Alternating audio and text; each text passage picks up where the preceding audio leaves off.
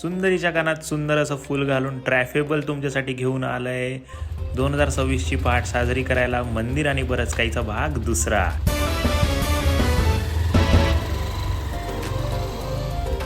आणि कात्रजवरनं आपण निघालो आहे पुणे बँगलोर हायवेने जुन्या मुंबई पुणे हायवेकडे.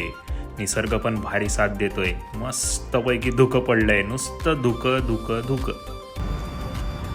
तर हे धुकं बघून काय म्हणशील? बहुत मजा आ रहा है भाई, दिल गार्डन गार्डन हो गया. ते मी म्हणत का तुला? तुम्हाला कसं वाटतंय? और मैं दोस्तों यहाँ पे हूँ, चारों तरफ कोहरा ही कोहरा. पूरा कोहरा ही कोहरा, चारों तरफ कोहरा ही कोहरा है बस. A few moments later. आणि पूर्ण हायवेला एका ठिकाणी चहाचं दुकान नव्हतं आणि इथे चहा भेटल्यानंतर आमची मुवमेंट अशी झाली की عندي خوش فصلة يا اخي تفوز والله خوش رايك صح يا اخي دوس عندي خوش فصل. A few moments later. Gahunje गावापाशी मस्त धुकं होतं. अजून सकाळी 7 वाजले तरी धुकं काही जाईना. भारी वाटत आहे एकदम.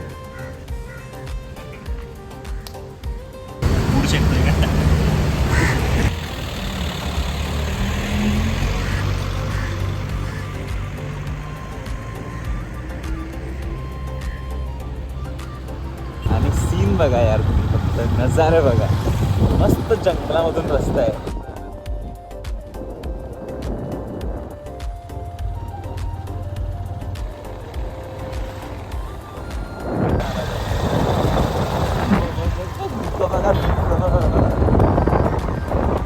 आम्ही आलो होतो सनराईजच्या प्लॅननी, पण जर त्या प्लॅननी राहिलो असतो तर आम्ही पोहोचलोच नसतो. एवढं धुकं आहे. हे बघा, it's not visible at 10 meters also.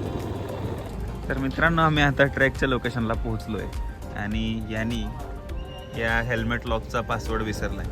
म्हणजे मला सांगा मित्रांनो, एवढे 4 अक्षरं कोणाच्या लक्षात राहत नाही आणि रेग्युलर वापरते बरं का हे बघा.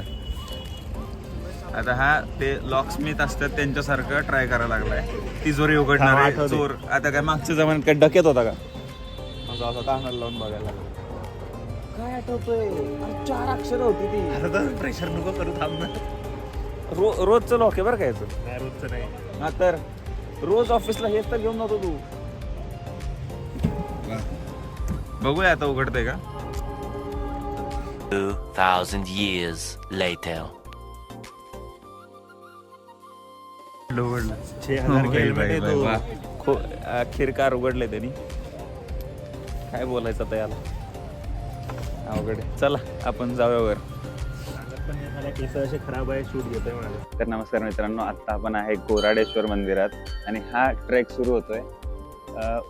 हे जे इथून आहे, इथून पायऱ्यांचा रस्ता आहे आणि समोर तुम्हाला दिसतोय मुंबई पुणे एक्सप्रेसवे, जो जुना आहे. जुना हायवेच्या पासून थोडंसं आत यायचं. पार्किंगची व्यवस्था खाली आहे आणि या पायरीवरून चढून गेलात की वरती गोराडेश्वराचं शिवमंदिर आहे. चलो वर दाखवतो. 100 ते 150 पायऱ्या आहेत. तिथे आपल्याला चढून जायचं. 30 ते 40 मिनिटांचा ट्रेक आहे. कंप्लीट करूया. वर्ष कसं जाणार आहे ते सांग. विचार भावना सही है, शांतता समाधानी है. शनि थोड़ा शांत है, मंगल गिरह में थोड़ा वाइट है. मंगल गिरह शांत करके लो, उसको मंगल पूजा करना पड़ता है बेटा हमें. आम्ही 200 ते 150 पायऱ्या चढून आलोय. छाती काय, किडनी काय, माझ्या सगळं दुखत आहे. अरे इकडे भारी आहे बघ ना.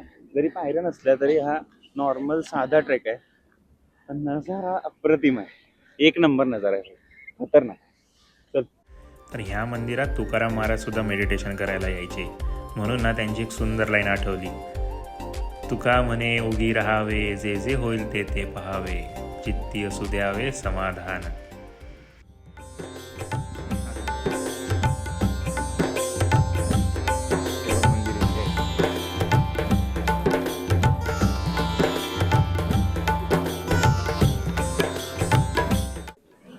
जो एक डोंगराचा जो दगड आहे, त्या दगडापासून 9 लेणी कोरल्या गेल्यात आणि या 9 लेणी कोरल्यानंतर महादेवाचं मंदिर कोरलं जातं. ते मंदिर बघूया.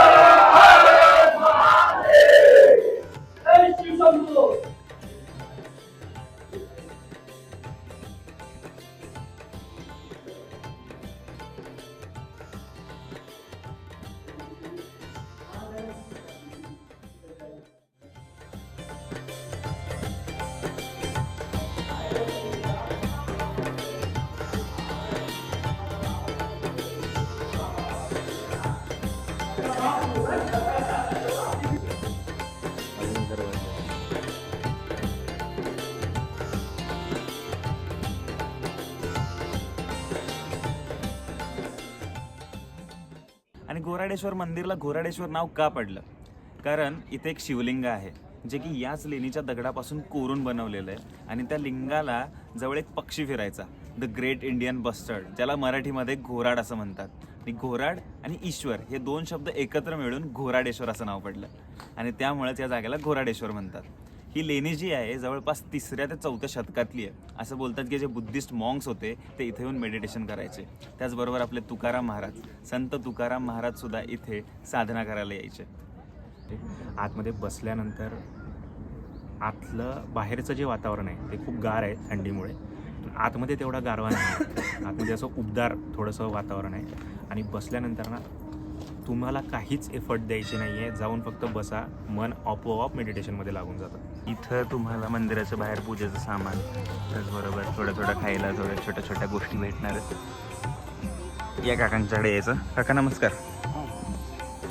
काय काय आपल्याकडे? हां, तर आम्ही घेतले संत्रागोळी आणि रेवडी. रेवडी कोण ना रेवडी कोण.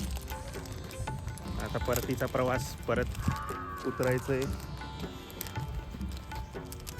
रेवडी टेस्ट करून बघतोय आम्ही, कारण जाऊ तिथं खाऊ मजेत राहू हा आमचा कॉन्सेप्ट चालू राहायला पाहिजे. हे लाईन कधी बनवली? जाऊ तिथं खाऊ मजेत राहू. लाईन बनवायची नसतं एवढं. तर मला दे ना, मी सांगतो फोडायला, मलाच देत नाही. घे बाबा घे, माझा बुका गोड आहे. गोडच असणार रेवडी आहे ती.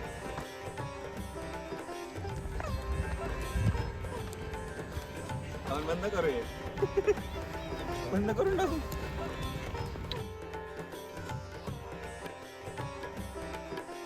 तुम्हाला घोराडेश्वर मंदिर कसं वाटलं? छान वाटतं. काय सांगाल बघणाऱ्यांना? खूप मस्त आहे. मस्त आहे. ट्रॅकिंगसाठी तर खूप छान आहे आणि निसर्गाच्या सानिध्यात आल्यावर खूप मस्त वाटतं. असं वाटतं स्वर्गामध्ये आपण गेलेलो आहे. आणि तुम्ही सकाळी एक पहाटे मंदिरात गेल्यावर बघितलं एकदम शांत प्रसन्न वातावरण आहे. प्रसन्न पण एकदम मस्त वाटलं. मस्त आहे. खूपच सुंदर. खूप भारी ट्रेक आहे, जरूर विजिट करा आणि आमच्या चॅनलला सबस्क्राईब करा. चॅनलला सबस्क्राईब करा, प्लीज सबस्क्राईब करा आणि शेअर करा व्हिडिओ. लाईक करा. चालेल, thank you. Thank you. Thank you so much.